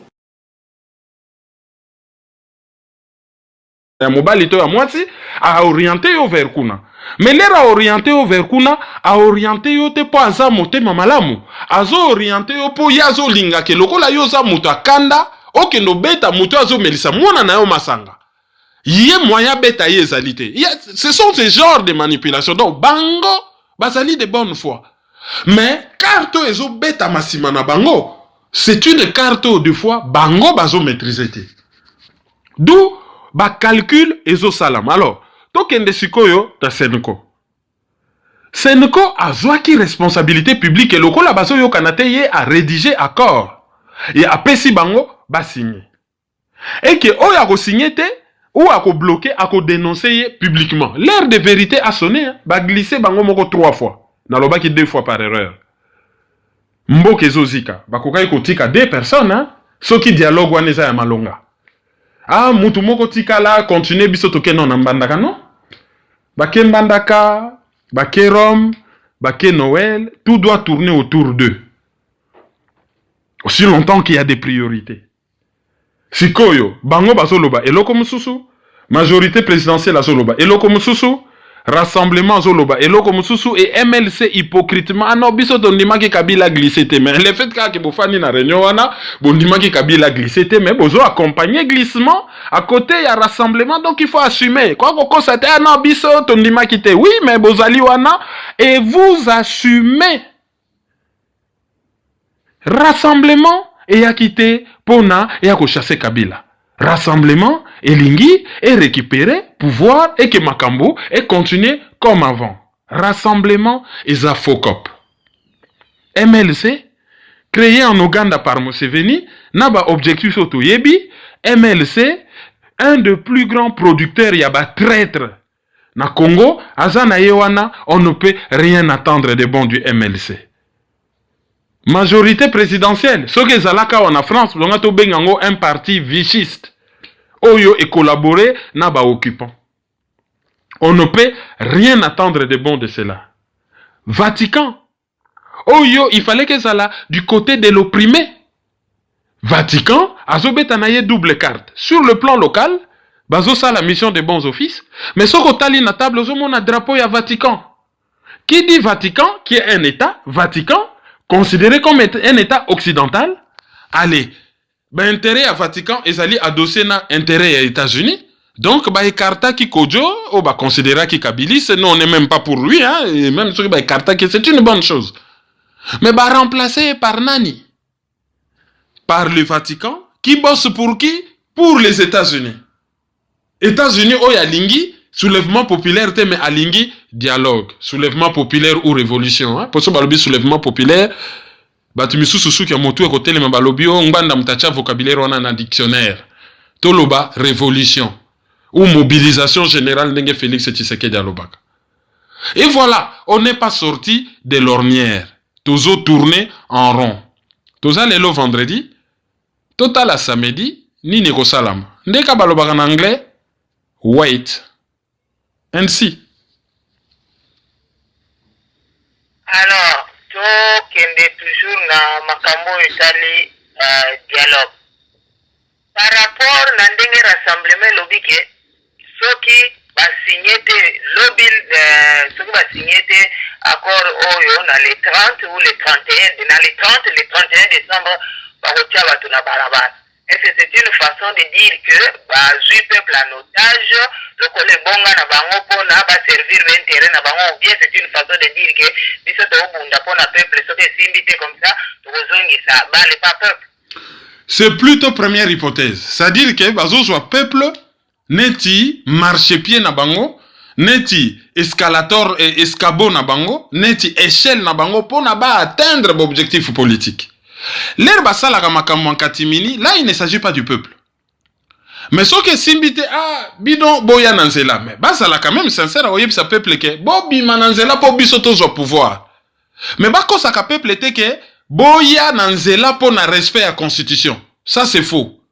Ou boya nanzela po bisoto ki notika memo na seni, tout en sachant que seni au place bazo ki notika memo, ezali dirigé par Corneille Nanga oyo bango bazo benga kabiliste. Bakoki kolobate ke peuple yaka toke notika memo bango moko ba parti politique wana bazali na kati ya composition paritaire ya seni bakoki kotika document wana sans recourir à la population. Et tango batu bakufaka résultat ezalaka nini? Ba indemnisaka ba famille wana ba déposaka plainte ba tiaka état pression que fond moko boya état ezala consacré na ba victime fond wana ezalaka te. Il suffit qu'à Menda Lobakeo, ils ont été tués par des vigiles parce que Basala qui kosakage. Allez, babomi bango. Na Congo, ba vigile Basala armé. Ce qui en France, coûte vigile à armé. Na Congo, vigile à armé. Depuis quand? Donc, Basali ko se servir na population comme d'un escabeau pour atteindre ba objectif politique. Et ça, sur le plan politique, ce n'est pas honnête. Ensuite, on a poto. Batu bazo appuyer bango. Toujours reprocher les bango que classe politique ya Congo et la classe politique ya Libomo. Moutou na opposition, moutou na pouvoir, Liboumou, il faut étonda. Donc, mutu na pouvoir, libumu na manjoa. Ba misusu, mutu na opposition, libumu na kingakati, donc na manjoa. Mais bato poto, raisonnement commun, combien ate bisoto umeli, ate bisoto lembi komba, nga na kosa la retraite awate. Calcule combien rassemblement, bako zoa gouvernement, bako kabola ba gouvernement provinciaux, et bako kabola pe ba entreprise de l'État. Il y a à peu près, ceux qui te l'obito landa ba poste, n'enge ko se créer, ata 3000 postes, hein. Ba te belé na pota wa calcule combien on a Congo. Toza kunate, ba Rwandais ba sala na bango wana, ba Ougandais, ba coloniser biso même sous esclavage, biso tozali prêt à manger même dans la boue. Pourvu que rassemblement a même biso na COP. Rassemblement au totombe tokende kolia. Même biso tokende kolia rassemblement to soit ba pouvoir alors. Ça ne sert à rien de fois. Bah toi na ba reprochaka. Ah classe politique ne pense qu'à leur ventre. Bah te belé ba comme il a raison, to lembi combat, ngana gosa la retraite na potote, ah Jésus poussana, autant mieux rassemblement ba kabolaka ka pouvoir na la moitié ba poste on est ko se dégager, hein? Mutu musu safani ne ya lobby ah nako bimananga pe commissaire des zones nangandajika. Nako bimananga commissaire des zones na mushi. Ou na bwende. Ah moi entreprise wana mabaya Forescom na nyoki. Ah bon, yango eza entreprise a munene ba canadien. Ah, ceux qui vraiment ezalaka ta para étatique côté wana na kocha mo espoir. C'est comme ça que les gens commencent à réfléchir au détriment du pays. Et genre ya raisonnement wana, ce n'est pas honnête. Batu fo bazala na mutu na bango quand ils posent des actes, les intérêts mais supérieurs du pays et aucune autre considération. Après sikoyo aujourd'hui déjà basi ba pesa ki bango comité y a suivi des accords. Mais bango basenga ke zala une espèce de commission nationale de la transition, zala une espèce de parlement. Banga qui va englober les sous-batebele et qui base à la influence sur les élections à venir, mais à la place, balobi non, c'est juste un comité de suivi des accords et qu'on a dirigé par Tshisekedi et secondé par Madame Eve Bazaïba Oya Kozala Djouanae. Et Peter Kazadi, dans l'interview, a précisé que Bangi Bazoa gouvernement pour organiser l'élection. Alors la grande question, Mbongo et Kouta Wapi. Ce qui est partenaire extérieur va payer Mbongo. Il faut pas payer Mbongo que certaines conditions à la réunir. Ce qui a continué pour Lelo na Beni, on a égorgé 5 personnes dans le village Moka côté Erengeti et 15 personnes disparues. Même RFI comme Koloba, les soi-disant ADF nalo. Employés qui m'ont les soi-disant ou ceux qu'on considère comme étant. Mais bon, c'est l'équivalent des soi-disant. Donc on dit même pas que ça va ADF nalo. Pour force au gouvernement ont déployé na kin pour na ko mater population pour na ko lakisa bachar muntu na be meta kufaka na char te char etiraka musika. Pourquoi pas kotinda bachar wana na Beni? Pourquoi pas ko tia sécurité standard ya sécurité bache na kin? Pourquoi pas ko tia mona Beni? Pourquoi ka na kin bato baso continuer ko kufa bango bakanisi ke soki guerre ye lisusu makasi état d'urgence etiami bango bakokoka ko organiser l'élection na budget ya mukende nyo et rebimi na poisa de la part d'une bouche autorisée. Est-ce que toyoki wana ki au respect mo la constitution? Non, ezalité un groupe de personnes sans légitimité qui n'ont jamais été élus va se rassembler quelque part dans le centre interdiocésain et va décider en violation de la constitution que Kabila, il faut Atika Latina 2017 en échange à Pesabango primature et Bakabola, gouvernement provincial. Ça s'appelle partage du gâteau. Et ça n'a combo mususute. Ce qui moutaye bisibiso scientifiquement que eloko wana combo nango respect de la constitution. Ah, wana penza bakeno lamusa professeur kitete, bakeno lamusa professeur Djelo, bakeno luka André de Lobader ou Maurice Duverger. Bala musabango baya kotangisa biso droit constitutionnel ya sika. Uba benga prof Mbata baya kotangisa biso droit constitutionnel ya sika. Na yebite ce que loko wana bakoki ko benga yango respect de la constitution. Respect de la constitution ezali nini? Ndenge tolobaki yango na émission ya Africa 24. Ezali que article 69 elobi président de la République azali garant ya constitution. Azali ko assurer bon fonctionnement de l'institution par son arbitrage. Et ce qui a failli na mission wana, ce qui coûte volontairement asali que constitution ezala respecté te pona ye atirele yango ba dividende politique. C'est-à-dire que mutabeti calcul alobia soki constitution ezali respecté te ngai ko bendelanga bénéfice. Acte wana ba benga kango en droit sur le chef d'un chef de l'État ba benga kayango haute trahison. Soki président de la République asali que constitution est à la respecter te ponato se retrouver na crise institutionnelle. Ye mutu azali garant en constitution a provoqué une crise institutionnelle majeure. Oyo ekoki ko provoquer eloko oyo Bocha babenga inanition de la nation, liwa ya nation, où nation est tombée en syncope. Ponato employer juste une image. Hein? Et tomber en syncope et s'évanouir. Makambozo fonctionne sous bien été. Ba Congo balobaka ame boangambo, c'est-à-dire et tomber en syncope. Et ba sakata balobaka un chancha et tomber en syncope. Il faudrait punir ye parce que a joué rôle na yete. Au lieu punir ye, non. Bakei ko fanda, bakomi ko solola na ye, bakomi ko bondela ye, et bakomi ko kende nango na ndenge ya glissement. Glissement oyo ezali anticonstitutionnel. Glissement oyo toyebite ezo tirer légitimité nango wapi et komi lokola prime na une faute politique, prime na violation ya constitution. Oyo nyon sezo bima, tozo primature, to salaboy. Ezali ba conséquence ya ba négociation secrète. Oyo e bandaki tango Mugalo akendaka na limete, tango Kalev Mutonde akendaka na limete, tango batu ya UDPS bakendaka na Monaco, bakendaka na Ibiza, bakendaka na Venise, bayaka na hôtel Raphaël na Edem Kojo, et baye ko se retrouver na kin, les négociations continuent. Yangoyo e ko aboutir na partage ya pouvoir. Sauf que partage ya pouvoir wana ezo bomba enjeu mosusu na sima.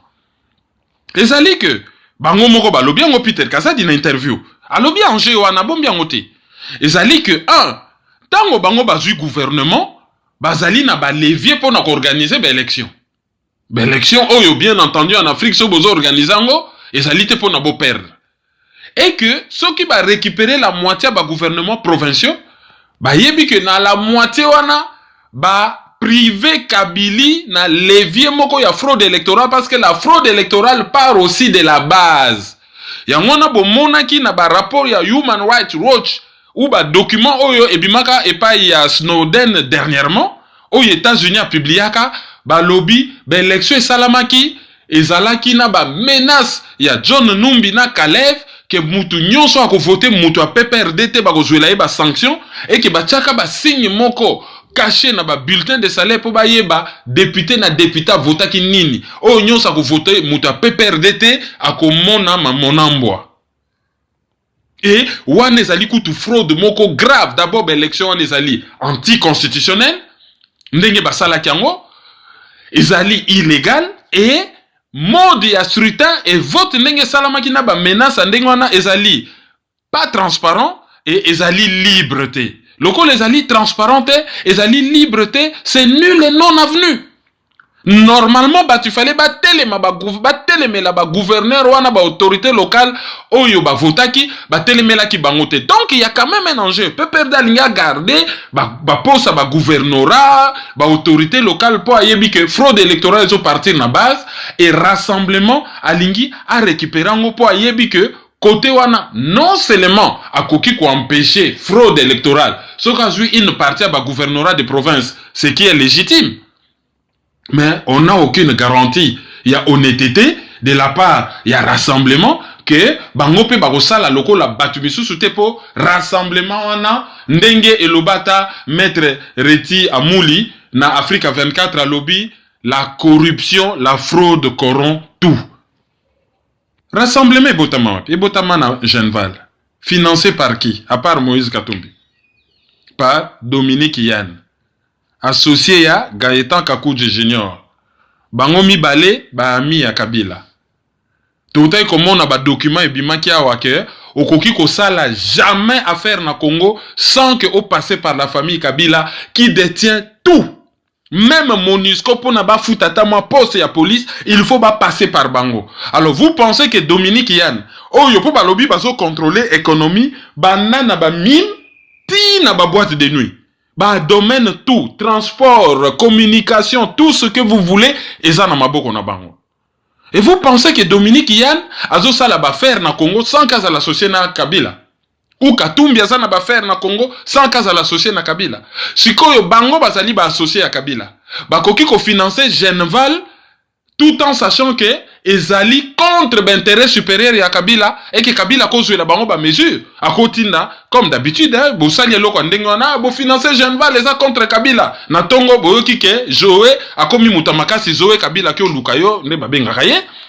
Allez ake ko lukayo apupuli yo makofi ale bakangi ba compte na yo babengani yo na Congo bakangi ba entreprise na yo bazo sala yango te parce que ba yebi que Genval et salamaki pour na intérêt supérieur na bango.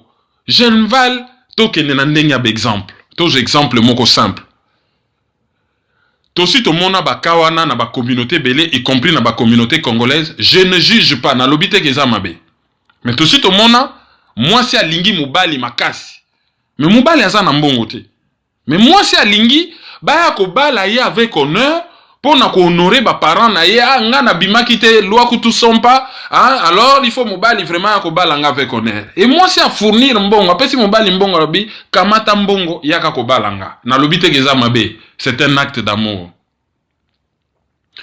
Ce qui totali ka ya rassemblement na Kabila mais c'est la même chose. Kabila zo luka dialoguer pour na glisser. Mais pour na dialoguer, Moutazo poser un problème, ezali Tshisekedi qui a été victime de la fraude électorale. Dialogue ils ont intéressé était oznini. Yese Tshisekedi aya atika ye kimia bafanda wana ba yokana. Batika ye kimia tant que Tshisekedi a osopa boulte, ya rozala bienti. Alors qu'est-ce qu'il faut faire? Bah occidentaux ba lingi soulèvement populaire, sinon ils vont tout perdre. Bango batu bazo agresser Congo, États-Unis et compagnie, c'est-à-dire bah intérêt bah multinational bani. Bango peut ba lingi soulèvement populaire. Attends, il fallait passer par quoi? Il fallait passer par un dialogue. Selon bah américain et Kabila l'a compris, bah américain bah lobby, biso avantage à dialogue. Bah américain, Union européenne, bah canadien. Avantage à dialogue pour Nabiso, ezali que soulèvement populaire et que ça la matin, donc nous n'allons pas perdre la main pour Nabiso dialogue ezali bien. Kabila lobby, ah, pour nanga pe dialogue ezali bien, n'a qu'à obtenir nanga y glissement, sans que sous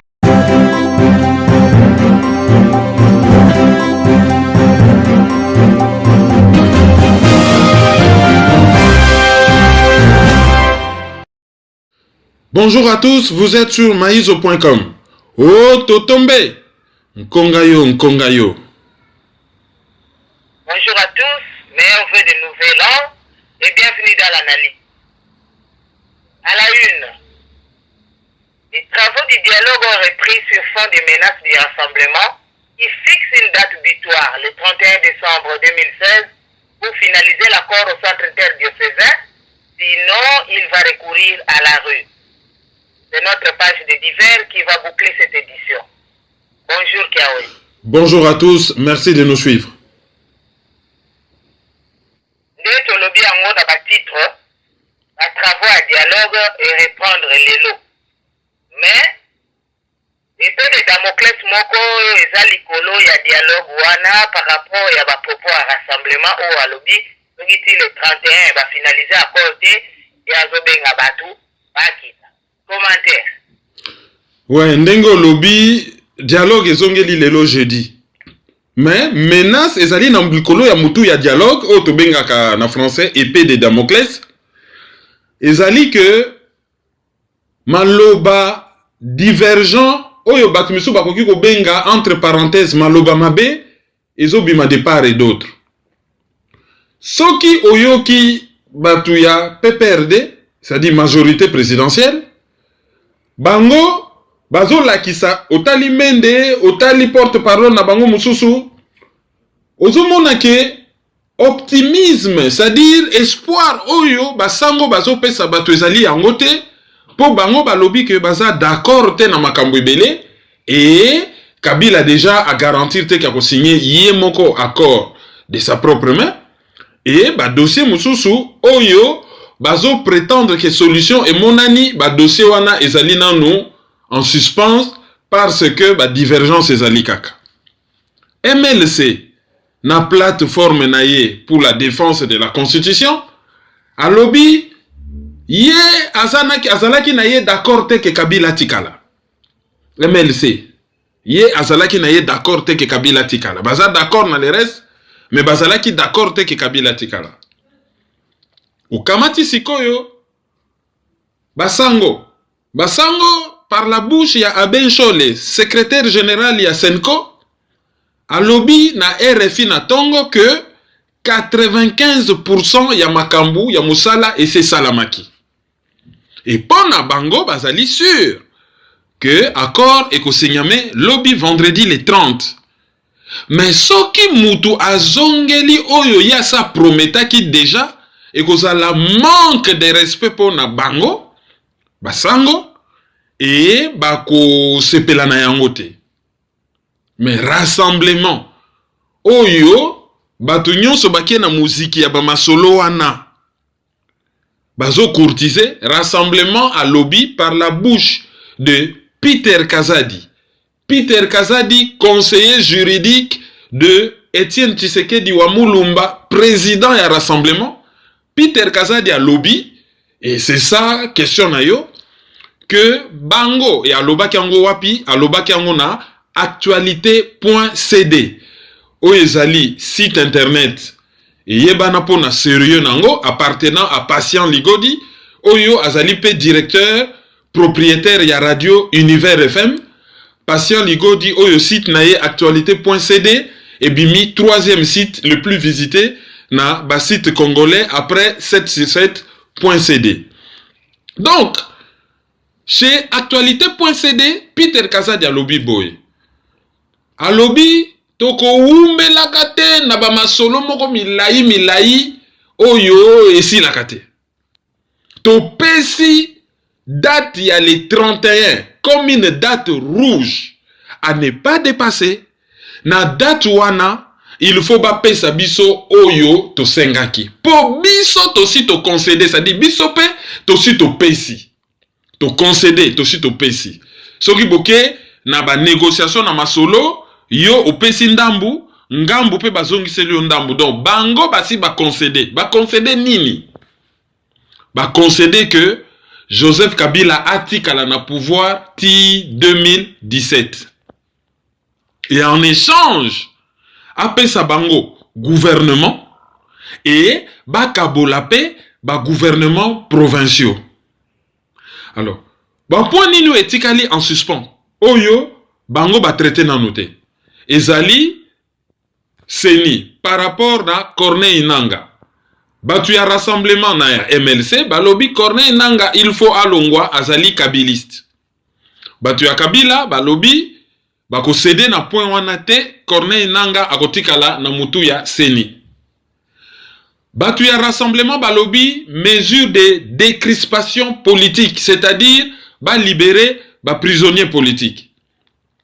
Batu ya PPRD balobi bango balingite que bazwa décision na dialogue ya batu oyo bakobima surtout ba prisonniers bango bazo benga emblématique c'est-à-dire ba star ya ba prisonniers chez bango ezali Moïse Katumbi bazo empêcher azonga na mboka ezali Roger Lumbala bazo empêcher azonga na mboka bazui Diomi Ndongala na ba misusu donc il faudrait ba libérer batuana directement.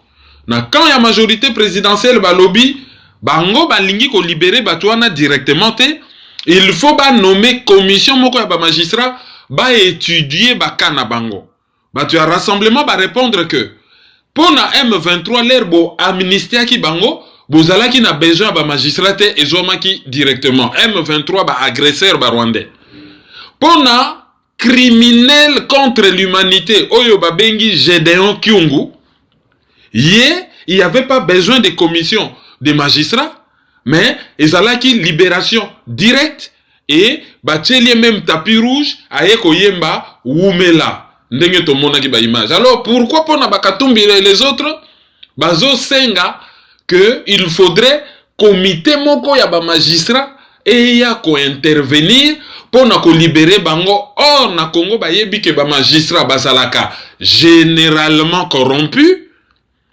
et impartialité na bango ezali garantie. Pire encore, pendant que bango bazo senga ba libérer ba prisonniers politiques, pendant ce temps bazo jugé Diomi Moutou bazo jugé na kozongi la kombo na ye et ba condamné Franck Diongo et ba condamné pour 5 ans de prison. Pendant ce temps balongoli immunité parlementaire ya Kyungu Wakumwanza alias Baba Wakatanga pona ba meka ko jugé et ba boaka ye na boloko. Wapi ba mesure ya décrispation politique. Wana to uti ko poser nano information. Ça c'est l'information. Qu'est-ce qui s'est passé? Et to expliquer pe information balamoko. Donc to sali explication et information. Mais le cas là to kosuka na explication et information te to qu'est-ce qu'on analyse? Qu'est-ce qui se cache derrière l'information? Pourquoi en est-il ainsi? Comment? Quand? Quelles conséquences? Quelle perspective? Pourquoi? Qui? C'est ça l'analyse. Koluka oyo e bombanissima. Tokende nanu na déclaration ya rassemblement oyo e sali objet ya question na oyo ya liboso. Tango Edem Kojo na batu misusu babiso ba oyo ba Patrick Mbeko ba Mufankol Chiyoyo et na batu misusu ba se belé bazalaki koloba que oyo ezo salama na kombo ya dialogue objectif nango ezalité respect à constitution comme on nous le présente. Mais comme il y a dans biso tozo bundela respect à constitution. Objectif nango ezali partage ya pouvoir. Yango yebimi na poisa. Et c'est bimaki élèvement populaire et salama sans que banyatanga himbuma, c'est-à-dire babetanga masasi. Alors basalini dialogue yango ko salama ndengeni. Ba américain ba beti ba manipulation ba yebi un tour de passe magique ba s'effacer ba suis sous-traitant na bango Belgique. Oyo ba yebi Congo o bazana d'intérêt énorme na Congo. Ba beti kaka filière katangaise ba bimise libiso Dominique Yann. Pour l'air ba beti na nous likambo na bango ya Front Citoyen na Île de Gorée et beta poto. Boyebi suite nango ha. Bati misusu le 16 février toke ko zo pouvoir. Ba intellectuel ba bimi, ba na diaspora wa ba donneur de leçons ba bimaki. Ba komi koloba. Front Citoyen les betimir, ba bimi si plan B, ba créer eloko na bango ya Genval. Eloko ya Genval les ali nini. Ezali que moi si Kabila azo luka apesi mobali oyo akobala ye mbongo alobi yaka kobala ngai. Na cité de l'OUA ou na centre interdiocésain yaka to sala mariage. To glisser elongo to fananda kumoko, to kabola bomengo, to vivre heureux, to bota glissement. Moi, na biso liboso. Ça, c'est juste une image parce que l'émission est visera quand même frange la population, bazan a besoin d'explications un peu terre à terre pour nous comprendre parce que les intellectuels, to yebi ke bino bozo comprendre un peu plus facilement, même si, des fois, to koki ko se permettre moi raccourci pour nous rendre ma cam un peu plus clair. C'est ce qui s'est passé. Genval wana tala ndenge zalaka sangisa batu balobi o rassemblement objectif à rassemblement ezalité koya ko libérer Congo ezalité koya ko bengana Kabila objectif ya rassemblement ezali ko trouver les Kabila partenaire ya dialogue nani akoki ko solola na Kabila pour na classe politique et glisser au détriment de la population et que ba américain ba trouver compte l'air Tshisekedi a zongi ba s'arranger à zonga ba sali ke ba kanga yete ba sale lokote ba ye allez plein à plein batu ba ye na débat ya plein à plein au bomoni comme si batu badaki ko tia tembeke Tshisekedi dans sa popularité c'est lui l'homme le plus populaire du Congo ce qui mutawanga nyango il est malhonnête intellectuellement malhonnête mais le débat n'était pas Tshisekedi dans sa populaire ou pas le débat c'était Que fait Tshisekedi de sa popularité au service du Congo? Popularité, on a ezo memanigne au service du Congo. Il avait le pouvoir en main ces jours-là. Soka Lobaika Liloba Moko, toute cette population qui était à Kinshasa, on ne parlerait plus de Kabila. Asali Angote. Batimye a kenene ko sala meeting. Meeting wana, carton rouge. Mais en réalité, bakena bango kondima ke Kabila avait un mandat qui se terminait le 19 pour le mandat na yesi là. Autrement dit, Tshisekedi a longwe déjà na posture ya mutu, oyo azalaki victime ya fraude électorale, oyo pas prêta ki serment, a andimi ke Kabila za président mais ti le 19. Et que, bakope ça y est, carton rouge, carton jaune, histoire to yebi ndenge leka, batu bakufa sans résultat, bakufa te. Boma batu. Parce que ceux qui muta manifesté ngi kolobate ke fa kufa. Batu boma batu. Et eloko moko esalamate tito komi le 19 eloko esalamite bake na bango masolo parce que un troisième larron kamere na ambition na ye et na ba ambiguïté na ye ambiguïté c'est-à-dire moto ba monaka clarté boye ba na français qu'on sort de ces ambiguïtés casser dépend soko zali ambigi mukolo olugo koma clair yo mto zali perdant l'air caméra bimi na ambiguïté akomi oyo biso to zalaki koloba banda kala tango balobaka na biso ke la haine yo zali na la haine ya bato Kivu yo finga ka bata Kivu ke bazali ba rwandais on ngana tikala jamais koloba ke caméra za rwandais na lobi kaka a expliqué batu ndenge nini atanga na prénom na ye pendant que c'était interdit par la loi.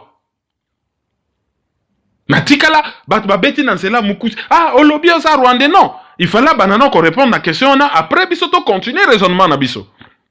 Akei, abimi troisième larron, a faussé bango ba calcul. Donc, les baké na cité de l'OUA, a faussé bango ba calcul, Sami badi banga, abimi premier ministre. Ba brouillé zo bima. Po, ezana ba mail na bango misus ba tindanaki, oye kweya chez biso, tozo bimisango kutute tout simplement parce que, bon, ba mail privé ya bateza na kati, c'est pas bon.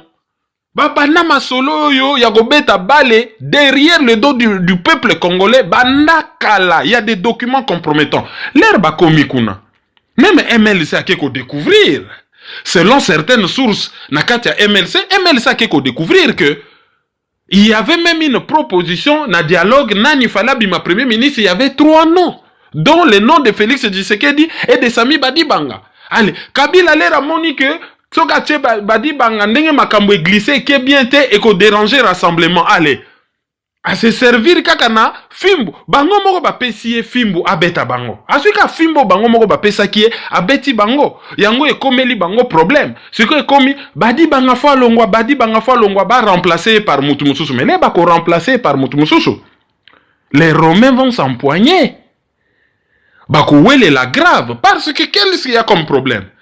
Bazo senga Kabila mesure de décrispation politique. Pendant ce temps, il y a zolongola immunité parlementaire ya Kyungu.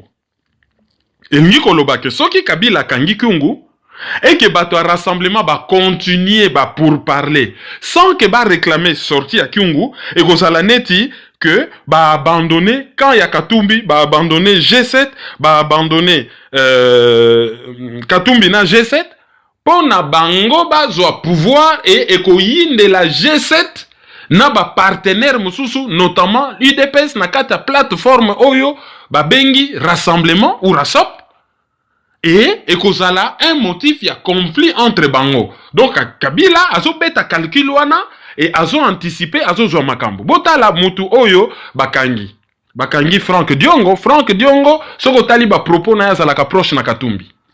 Botala mutu bakangi. Et bota la paix, ba arrestation go, ba incohérence. Batuya, garde républicaine, ba lati tennis civil ba keko kanga Franck Diongo. Mais, bango batu bazali ba professionnel. Franck Diongo azali député. Résidence na ye eyebana. Au lieu ba kende kaka directement, ba keko tuna ba jeune gens na quartier, bazako beta bale ba keko tuna bango ndako Franck Diongo eza wapi. Allez, ba jeune gens on a soki ndeni ba yebaki, batu balati ba civil, mais ba yebaki ba maîtriser bango. Bango na ba revolver ba civil, bazala ba pour garde républicaine. Bozali armé et bozali entraîné. Bazala maîtrisé par des jeunes de quartier, ça ne tient pas la route. Et bazo kende me ba yebi ndako bako tinda bango te mission kaka bokendo luka adresse bakoya kosala ba repérage. Mais soko komi ko raisonner sur ba incohérence à masolo misusu ezobetama obimindoki. Ate yo za motema mabe. Ah, ndekwazoki yo folela. Oui, soki ndekwazoki tozolela. Mais cela n'empêche pas que tous à la vigilant. Tozo ba yumate.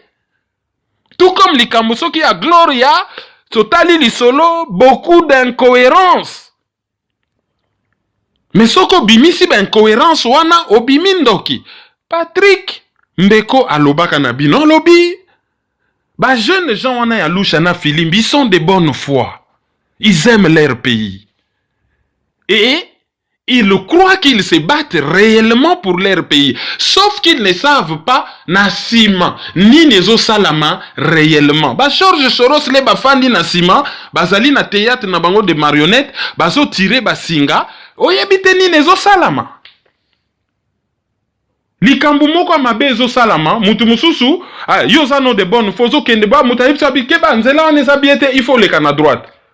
L'air azotinda yo na droite, azotinda yo parce que alingi okende ko mona likambo moko ya mabe, okende mona leki na yo azobunda kuna, okende mona mwasi no azomena masanga soki na bar soki wapi na bato ya mabe, et ya orienté kaka moyen yebiso te ke kende boye ennemi na nga moko azalaka kuna na moni azomena masanga na mwasi na yo, il faut kende kuta ye bobunda. Manipule kaka na ndenga propre yebiso kaka te kokende boye te kuna nzela eza bien te, transport eza te, bitumba bambwa kokende te, yo zwa nzela ya boye. Abomani na ye, espoir nini? Ezali nzelo azotinda yo, okende kokutana na mutu azomela masanga na mwasi na yo, mutu akimisi mwana na yo na classe ya mineur pona melisa ye masanga, ezali bakanisi ke Kabila kotikela bango kaka ba organiser ba élection.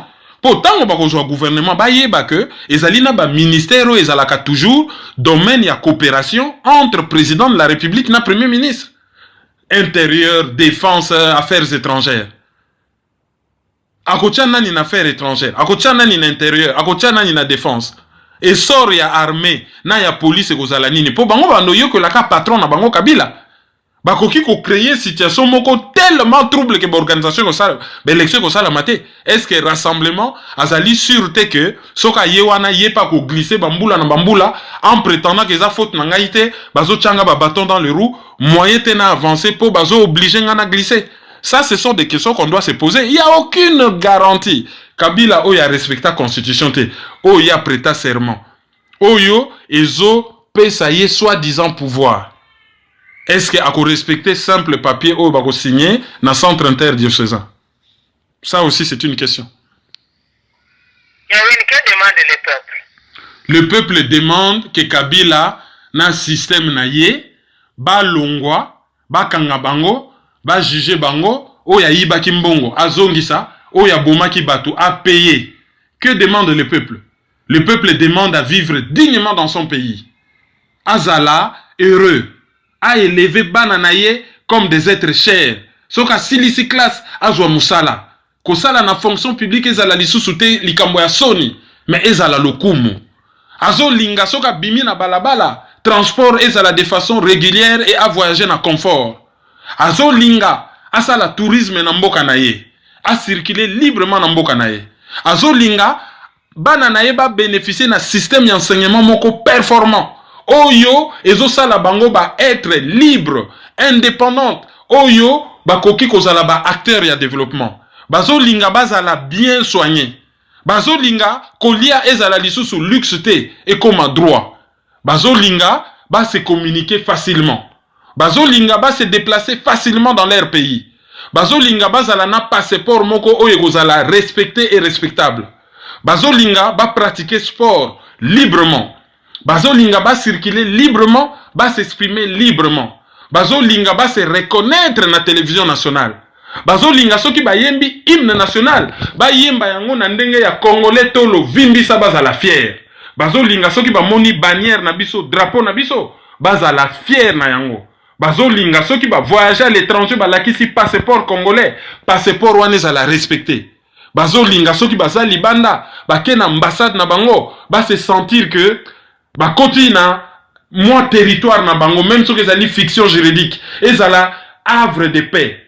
Bazo linga, ba yeba, ba investisseur ba ya na mboka na bango mais bazo linga bango pe ba kene ko investir bazo linga bango pe bazala na ba millionnaire ba milliardaire bazala na ba capitaine d'industrie ba oyo ba ko yuko sala ba modèle pour les jeunes bazo linga pays wana ezala locomotive en Afrique pays oyo ko aider pe ba pays africain mususu et se développer pays oyo e ko sala ke ba noir à travers le monde ba noir américain ba noir antillais ba aborigène bazala fier que nous les noirs on a développé un pays ce qui va désigner on a Moussa Babino ba noir bosa ben capable bo monaka Congoté voilà ce que les noirs ont fait de ces pays voilà ce que les Congolais veulent les Congolais ne veulent pas d'une classe politique corrompue oyo ezali wana kaka contre population oyo ezali wana kaka dans l'entre-soi pour na ba intérêt moko oyo eza na rapport moko te na ba intérêt ya peuple congolais alingi changement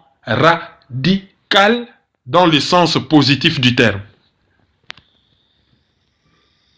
Donc la page na biso ba divers dossier oyo ya dialogue ndenge ezokende na centre terre diocésain apparemment batu ebele baza na besoin limbolela bango makambo ndenge nini ezoleka dossier ya senko ndenge nini ya kokota na badroit na bango ya makambo ya lingomba oyo babengaka droit canon eske epesi bango responsabilité ya kosala oyo bazosala ou bien eza ndenge nini limbolela biso epe. Une partie à réponse et pesami na ba propos na uti ko tenir. Na lobby tango dialogue ya cité de l'OUA. Ici li et que Kabila comprendre que a ko obtenir oya linga ki ko obtenir te vi ba pression ya ba camarade na ye ya lobby bato ba chaka ye na pouvoir. Oyo pour raison X et Y balingi ba remplacer ye na mutu na ye mosusu.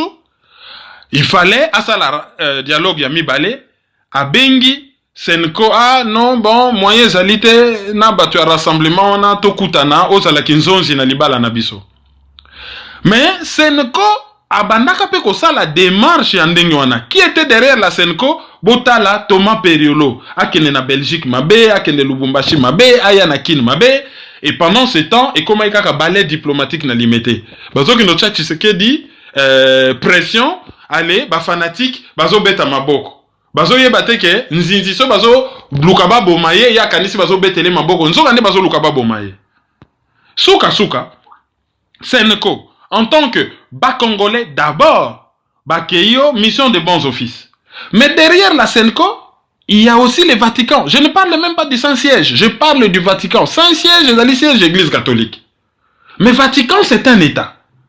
Je ne parle même pas du Vatican. Oyo, ben intérêt na ye, comportement na ye, ezali adossé na ba grande démocratie occidentale, c'est-à-dire na ben intérêt occidentaux, autrement dit à États-Unis. L'air Senko aye, a komi ko sala likambo wana. Soki mboka eza occupé, on libère les pays. Bango ba ye bien. Ba ka ko sala glissement te. Oyo Senko azo sala ezali lou. A koti na kati ya bergerie, azo lia ba meme. Et bango olie baya na mbua baya na bambua babelela ye ba chama kelele lua bima na bergerie bango balobi non malembe totike la luli susu mwa mikolo mais soki batike li luli susu mwa mikolo ako continuer ko boma bampate belé ako continuer ko boma bameme belé c'est ce que oyo bango bazosala tala ndenge population silika ki na okaki lelo na RFI sango moko confirmer que basakaja ki des églises batole basakaje l'église oyo ya bango autant mieux kutu bake mesi ya dimanche ba protester soit liboso église ba protester pona ko lakisa ba épiscopo ba sango ba nganga nzambe que tozo sepelate na oyo bozo sala situation na biso comme catastrophique bokoki ko sala autrement mais si koyo ba église comme ko subir alors l'air bango baye ba koti likambwana to rappeler kaka berero oyo église catholique salaka batu ba yeli biso masolo ya ba droit canon pour na ko justifier l'injustifiable. Mutu nyonso asala betude ya droit. Surtout soko komi na niveau master. To yekolaka na cours moko ba benga kango ba grand système juridique contemporain. Cours wana to yekolaka d'abord principalement les deux grandes familles juridiques. Famille ya liboso ezali famille romano-germanique. Ou babenga ango la famille du droit allemand.